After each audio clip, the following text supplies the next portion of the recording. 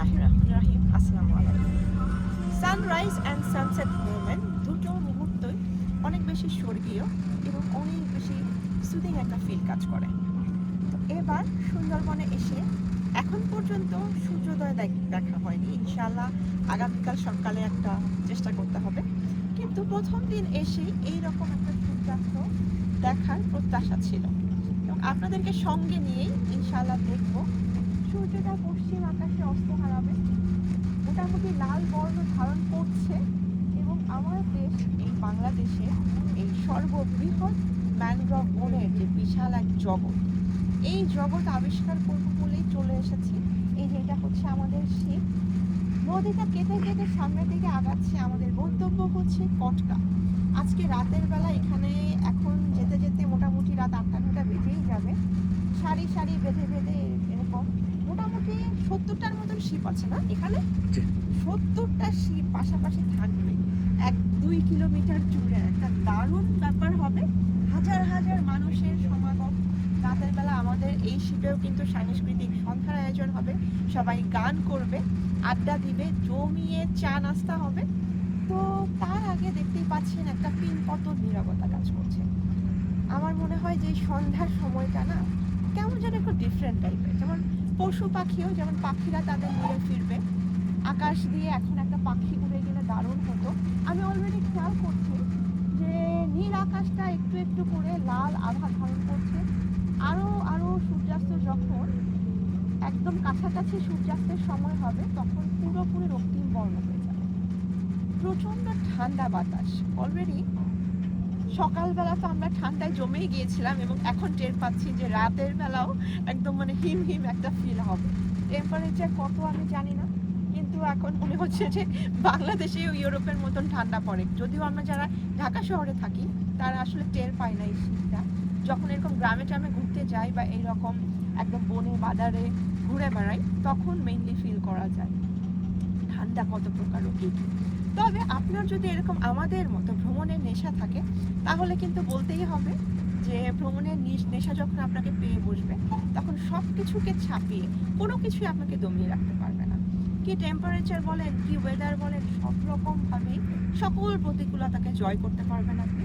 যেমন মিমরাজা এবং আশরাফুল আলম অলওয়েজই আমরা বলে থাকি, যেমন এই ট্যুরটা আমাদের টোটালি আনপ্রেডিক্টেবল ছিল।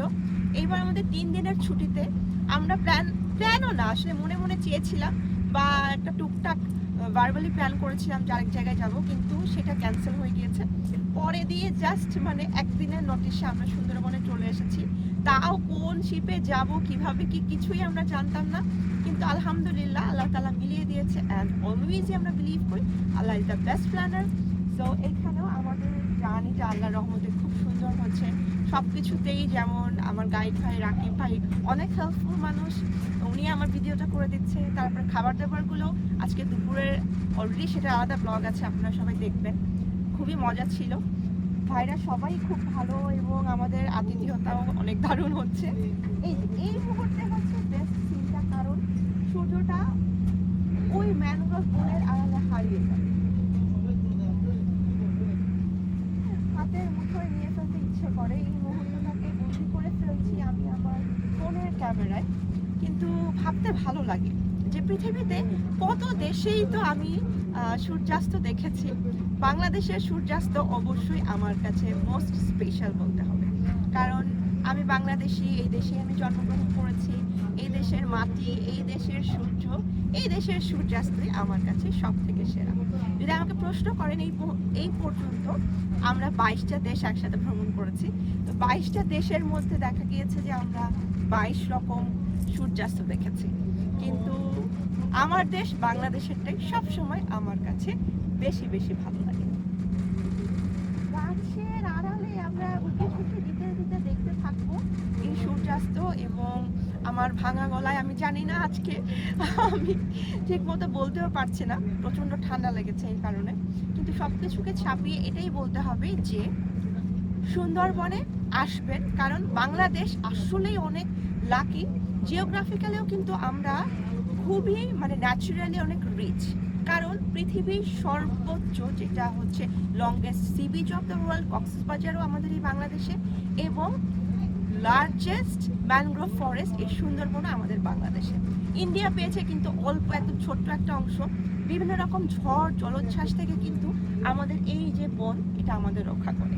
আমরা কিছুই টের পাই না। অনেক সময় আমরা পেপারে বা নিউজে দেখি যে এই বনগুলো একদম গাছ টাছ ভেঙে চুরে চুরমার হয়ে গিয়েছে, অথচ বাংলাদেশে একটা আঁচও পড়ে নাই।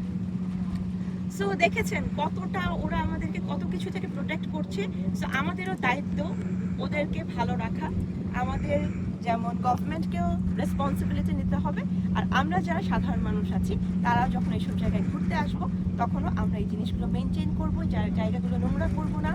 বন্যপ্রাণীর অভয়ারণ্য হিসেবে অবশ্যই আমরা পিনপতন নীরবতা রাখতে হবে, সবাই গিয়ে ওখানে হই হল্লা করা যাবে না, আর হচ্ছে বন্যপ্রাণীকে কিন্তু অ্যাটাক করা যাবে না। তো সব মিলিয়ে আমাদেরকে সভ্য হতে হবে। আমাদের কিন্তু বিদেশিদের কাছে একটা দুর্নাম আছে, আমরা বাঙালি একটা অসভ্য জাতি, আমাদের ম্যানার্স কম।